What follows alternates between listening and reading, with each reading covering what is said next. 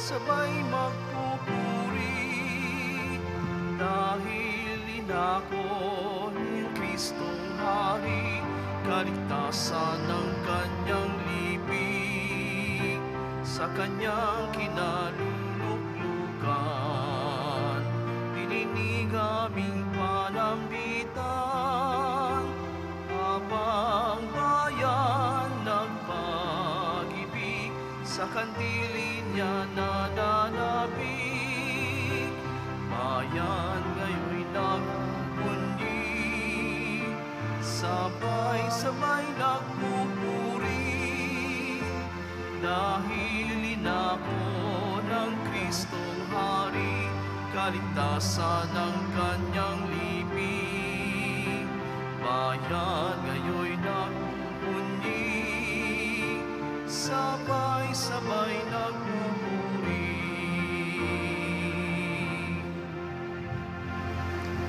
Sa ngalan ng Ama at ng Anak at ng Espiritu Santo, Amen. sumainyo ang Panginoon. At sumaiyo rin. Aminin natin ang ating mga kasalanan upang tayo ay maging marapat gumanap sa banal na pagdiriwang. Panginoong Jesus, binigyan mo kami ng bagong buhay. Panginoon, kaawaan mo kami. Panginoon, kaawaan mo kami. Panginoong Jesus, pinapatawad mo ang aming mga kasalanan. Kristo, kaawaan mo kami. Kristo, kaawaan mo kami. Panginoong Jesus, binabahagi mo sa amin ang iyong katawan at dugo sa Eucharistia. Panginoon, kaawaan mo kami. Panginoon, kaawaan mo kami. Kaawaan tayo ng Diyos Amang makapangyarihan. Patawarin ang ating mga kasalanan at patnubayan tayo sa buhay na walang hanggan. Amen. Manalangin tayo. Ama naming makapangyarihan, ang iyong dakilang pagkamaawain ay nangingibabaw sa aming ginagawang kabutihan at itinadaing na mga kahilingan. Ang kagandakang loob mo sa amin ay gawin mong mag-umapaw upang ang kasalanan na ipinangangamba na ihingi ng kapatawaran ng budhi namin na takot na ikaw ay lapitan, ay iyong patawarin ng lubusan. At ang ipinag-aalangan namin na hilingin sa pagdarasal ay iyong pagbigyan aming makamtan sa pamamagitan ni Jesucristo kasama ng Espiritu Santo magpasawalang hanggan. Amen. Magsiupo ang lahat. Pagbasa mula sa aklat ni Propeta Jonas. Sinabi uli ng Panginoon kay Jonas, "Pumunta ka sa lungsod ng Ninibe at ipahayag mo ang ipinasasabi ko sa iyo." Nagpunta nga si Jonas sa Ninibe. Malaki ang lungsod na ito. Aabuti ng 3 araw kung lalakaring pabagtas. Siya'y pumasok sa lungsod. Pagkaraan ng maghapong paglalakad, malakas niyang ipinahayag, gugunawin ang Ninibe pagkaraan ng 40 araw. Naniwala ang mga taga roon sa pahayag na ito mula sa Diyos. Kaya nag-ayuno sila at nagdamit ng sako bilang tanda ng lubos na pagsisisi at pagtalikod sa kanilang mga kasalanan. Nang mabalitaan ito ng hari ng Ninibe, bumaba siya sa kanyang trono, naghubad ng balabal, nagdamit din ng sako, at naupo sa abo.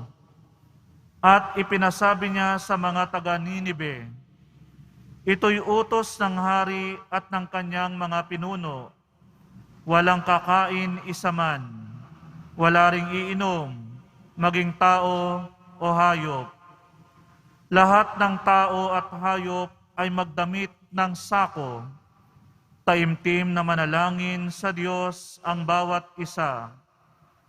Pagsisihan ng lahat ang nagawa nilang kasalanan at talikdan ang masamang pamumuhay. Baka sa paraang ito'y mapawi ang galit ng Diyos. Magbago siya ng kanyang pasya at hindi na ituloy ang balak na paglipol sa atin."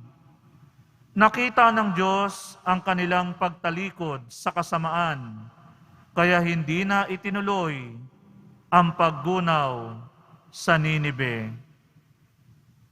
Ang salita ng Diyos. Salamat sa Diyos. Hiling nami yung limutin tanang kasalanan namin. Hiling nami iyong limutin tanang kasalanan namin. Sa gitna ng paghihirap, tinawag ko'y Panginoon. Panginoon, ako'y dinggin pagka ako'y tumataghoy. Dinggin mo ang pagtawag ko't paghingi ng iyong tulong. Hiling nami iyong limutin tanang kasalanan namin. Kung ikaw ay may talaan nitong aming kasalanan, lahat kami ay tatanggap ng hatol mong nakalaan. Ngunit iyong pinatawad kasalanan ay nilimot. Pinatawad mo nga kami upang sa'yo ay matakot. Hiling nami iyong limutin tanang kasalanan namin. Magtiwala ka, Israel, magtiwala sa iyong Diyos. Matatag at di kukupas ang pag-ibig niyang dulot.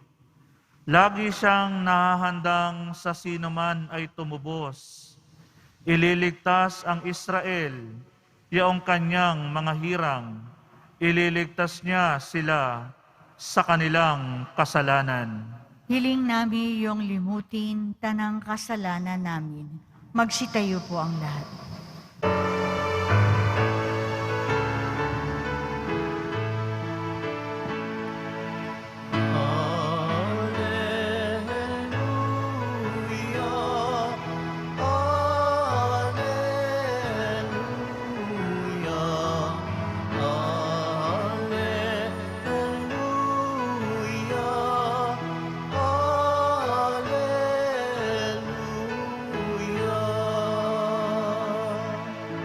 Mapalad ang sumusunod sa salitang buhat sa Diyos at namumuhay ng angkop.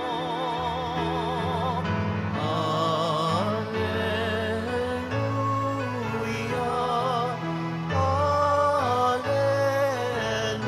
Alleluia, Alleluia,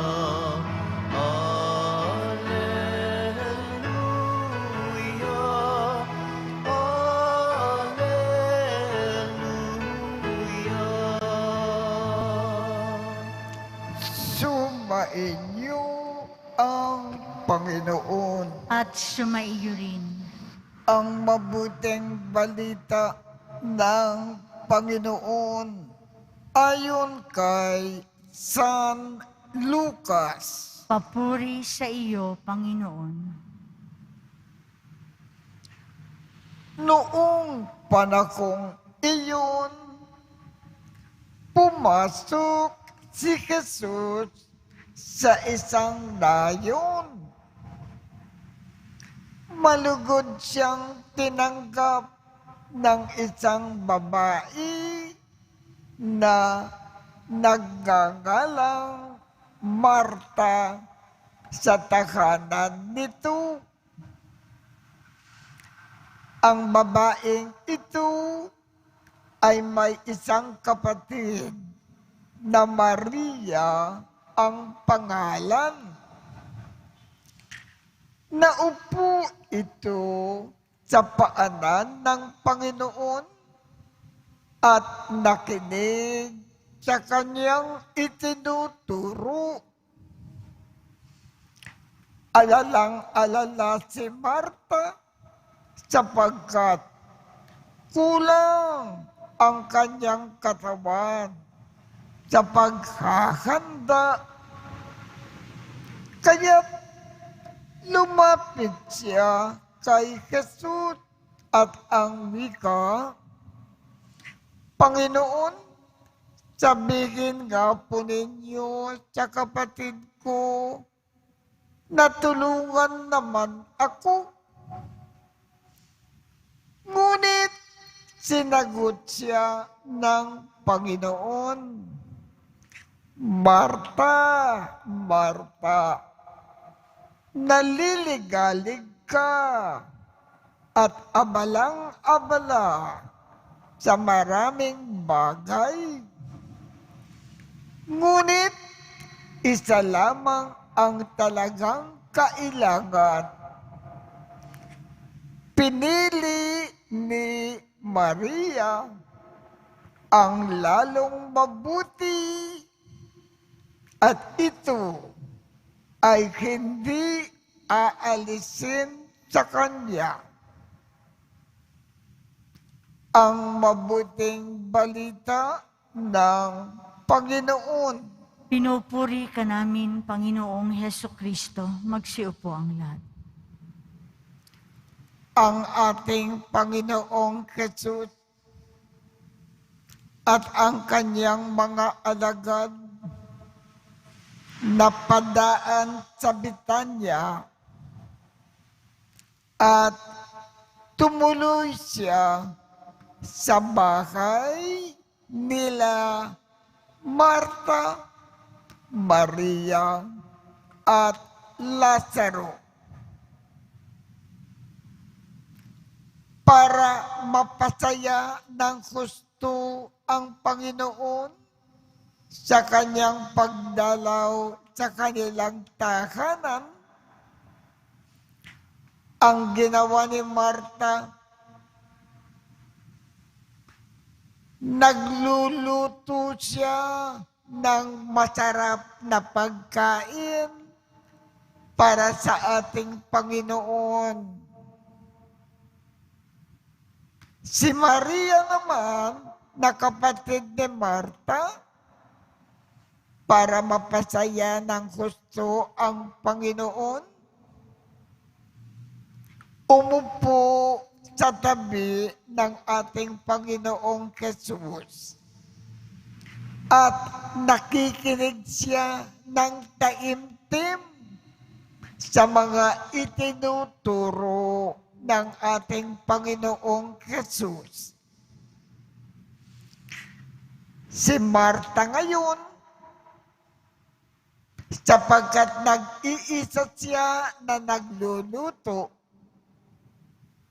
kailangan niyang may katulong para maihanda na ng maaga ang kanyang iniluluto para makakain na ang Panginoon at ang kanyang mga alagad. Kaya lumapit si Marta sa ating Panginoon at sinabi, Panginoon, sabihin niyo nga kay Maria na iwanan niyo muna kayo at tumulong sa akin dito sa kusina. Ang sagot naman ng Panginoon, para ako ay mapasaya mo ng lubos, naghahanda ka ng masasarap na pagkain. Pero si Maria, para mapasaya ako, nakikinig siya sa aking mga itinuturo. Kaya ipagpatuloy mo na ang pagluluto mo na nag-iisa at pabayaan mo si Maria na magpatuloy naman sa kanyang pakikinig sa aking mga aral. Ang talagang ibig ipaalam sa atin ng ating Panginoong Hesus sa pamamagitan po ng ating Ebanghelyo. Ibig ba ninyo mapasaya ng husto at lubos ang Panginoon? Si Jesus mismo ang nagsabi, ang pinakaparaan para mapasaya natin ang ating Panginoong Jesus ng lubos. Makinig tayo sa kanyang mga aral. Pakinggan natin ang mabuting balita. Intindihin mabuti at isagawa sa ating buhay. Kung ang mga aral ng ating Panginoong Hesus isinasagawa natin sa ating buhay ng walang tigil habang tayo ay nabubuhay sa lupa, mapapasaya natin ang ating Panginoong Hesus ng husto. Kaya kung ibig ninyong mapasaya ang ating Panginoong Hesus, ang pinakaparaan, ang kanyang mga aral, pakinggan natin ng mabuti, intindihin natin ng husto, at isagawa sa ating buhay ng walang tigil. Kung ang mga aral ng Panginoon ay nasa ating pagkatao lagi-lagi, mapasaya natin ang ating Panginoong Hesus ng husto. Yan ang paraan po kung paano natin mapapasaya ng husto ang ating Panginoon. Ang lahat ng kanyang itinuturo, ilagay natin sa ating buhay. Lagi-lagi.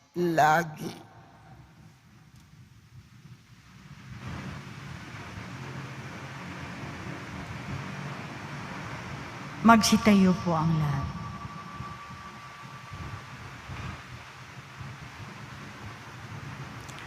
Minamahal kong mga kapatid, tulad ng napag-alaman nina Maria at Marta na bunyag kay Jesus, ang kabutihan at pag-ibig ng Diyos na nananahan sa ating piling.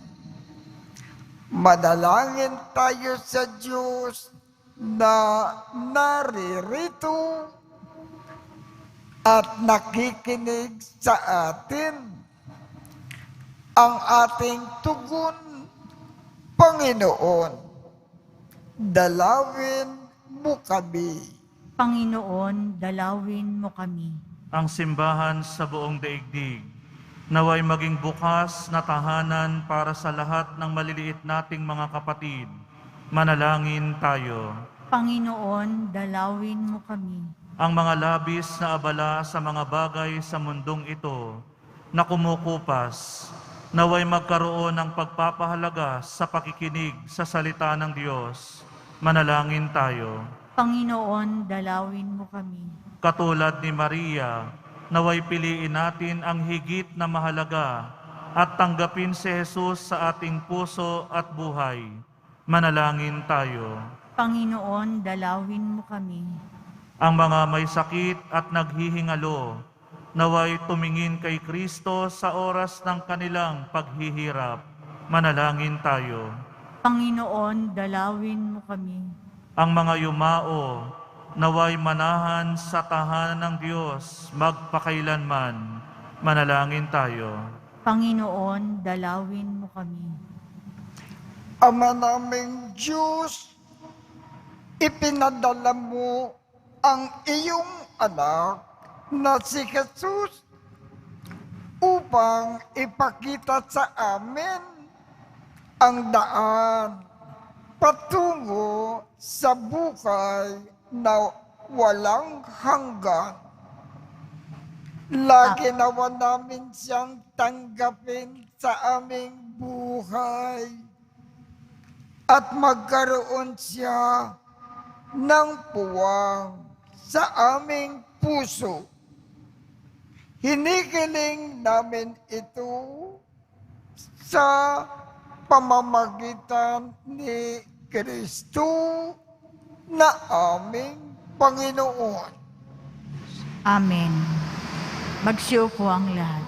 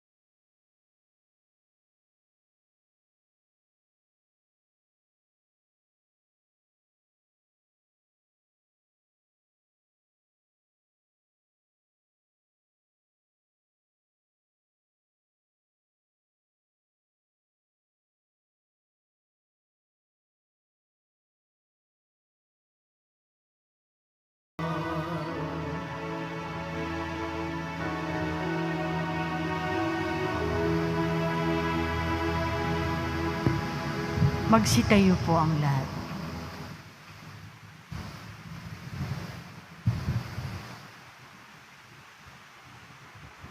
Manalangin kayo upang ang pag-aakin natin ay kalugdan ng Diyos Amang makapangyarihan. Tanggapin nawa ng Panginoon itong paghahain sa iyong mga kamay, sa kapurihan niya at karangalan sa ating kapakinabangan at sa buong sambayanan niyang banal.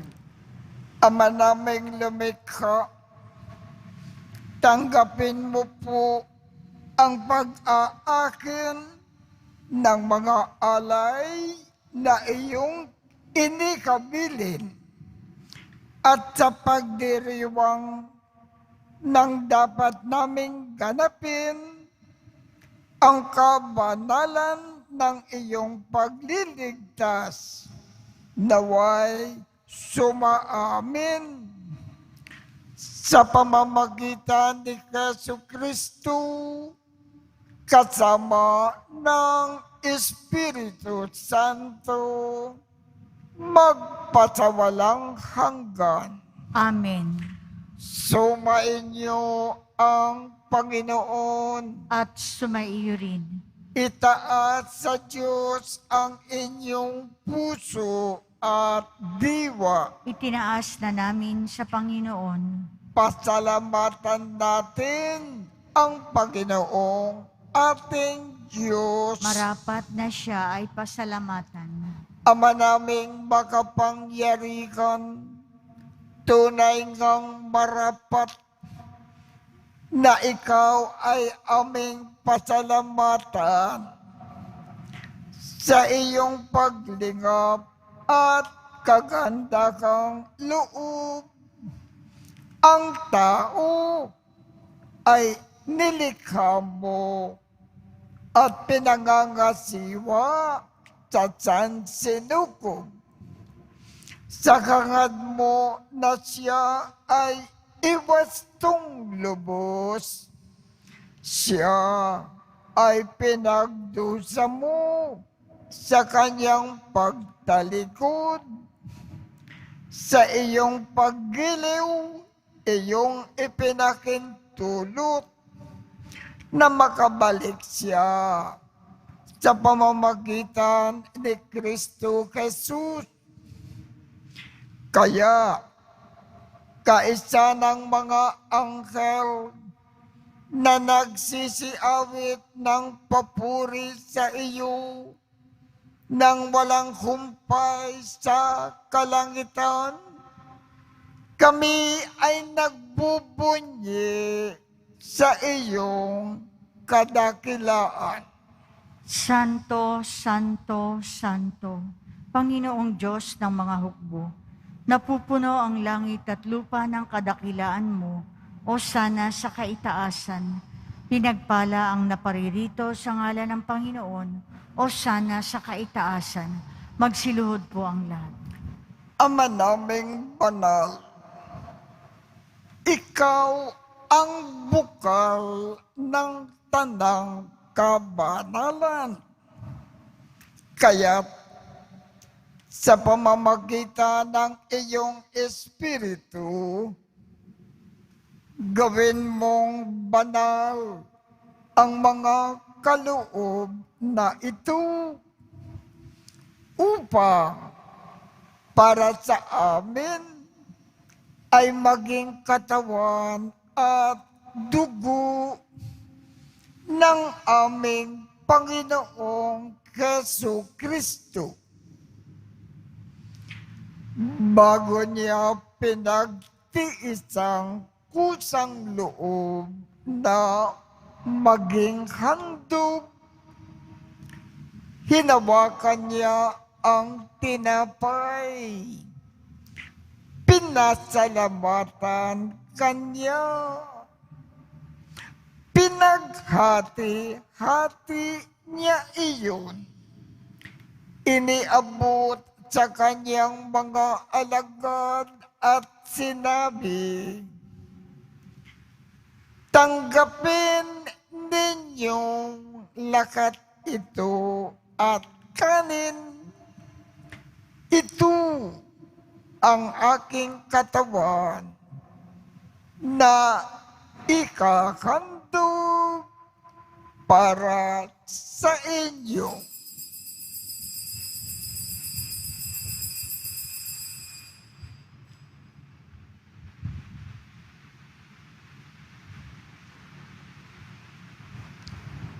Gayon din naman, noong matapos ang hapunan, hinawakan niya ang kalis, muli kanyang pinasalamatan, iniabot niya ang kalis sa kanyang mga alagad at sinabi,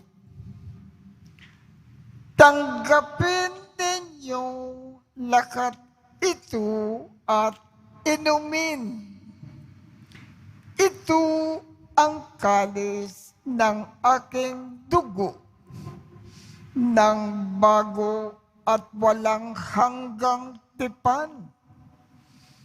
Ang aking dugo na ibubuhos para sa inyo at para sa lahat sa ikapagpapatawad ng mga kasalanan.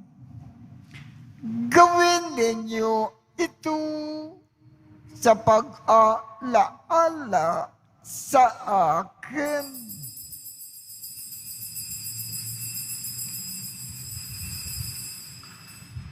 Magsitayo po ang lahat.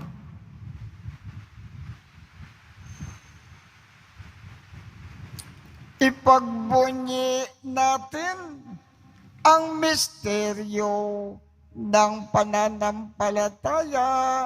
Si Kristo'y namatay, si Kristo'y nabuhay, si Kristo'y babalik sa wakas ng panahon. Ama, ginagawa namin ngayon ang pag-alala sa pagkamatay at muling pagkabuhay ng iyong anak. Kaya't iniaalay namin sa iyo ang tinapay na nagbibigay buhay at ang kalis na nagkakaloob ng kaligtasan. Kami ay nagpapasalamat dahil kami ay iyong minarapat na tumayo sa harap mo para maglingkod sa iyo. Isinasamo namin kaming magsasalo-salo sa katawan at dugo ni Kristo ay mabuklod sa pagkakaisa sa pamamagitan ng Espiritu Santo. Ama, lingapin mo ang iyong simbahang laganap sa buong daigdig. Puspusin mo kami sa pag-ibig. Kaisa ni Francisco, aming Papa, Jose, aming Obispo, at ng Tanang Kaparian. Alalakanin mo rin ang mga kapatid naming nakimlay nang may pag-asa na sila ay muling mabubuhay. Gayon din ang lahat ng mga pumanaw. Kaawaan mo sila at patuloyin sa iyong kaliwanagan. Kaawaan mo at pagindapatin kaming lahat na makasalo sa iyong buhay na walang wakas. Kaisa ng mahal na Birhen Maria na Ina ng Diyos, ng kabiyak ng puso niyang si San Jose, kaisa ng mga apostol, at ng lahat ng mga banal na namukay dito sa daigdig ng kalugod-lugod sa iyo. Maipagdiwang nawa namin ang pagpupuri sa ikararangal mo sa pamamagitan ng iyong anak na aming Panginoong Jesucristo. Sa pamamagitan ni Kristo, kasama niya at sa Kanya, ang lahat ng parangal at papuri ay sa iyo. Diyos amang makapangyarihan, kasama ng Espiritu Santo, magpasawalang hanggan. Amen.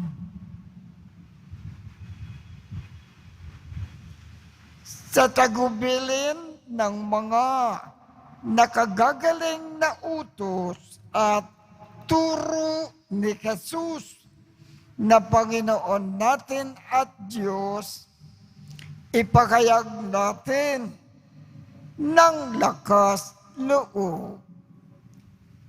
Ama namin, sumasalangit ka. Sambahin ang ngalan mo. Mapasa amin ang kaharian mo. Sundin ang loob mo dito sa lupa para nang sa langit. Bigyan mo kami ngayon ng aming kakanin sa araw-araw. At patawarin mo kami sa aming mga sala para ng pagpapatawad namin sa mga nagkakasala sa amin. At huwag mo kaming ipakintulot sa tukso at iadya mo kami sa lahat ng masama. Amen. Hinihiling namin, Ama, iadya mo kami sa lahat ng masama. Pagkalooban kami ng kapayapaan sa araw-araw. Iligtas sa kasalanan at ilayo sa lahat ng kapakamakan. Samantalang aming pinananabikan ang dakilang araw ng pagpapakayag ng tagapagligtas naming si Jesu Kristo. Sapagkat iyo ang kaharian at ang kapangyarihan at ang kapurihan magpakailanman. Amen. Panginoong Jesu Kristo, sinabi mo sa iyong mga apostol, kapayapaan ang iniiwan ko sa inyo, ang aking kapayapaan ang ibinibigay ko sa inyo. Tungkayan mo ang aming pananampalataya at huwag ang aming mga pagkakasala. Pagkalooban mo kami ng kapayapaan at pagkakaisa ayon sa iyong kalooban, kasama ng Espiritu Santo, magpasawalang hanggan. Amen. Ang kapayapaan ng Panginoon ay laging sumainyo. At sumaiyo rin.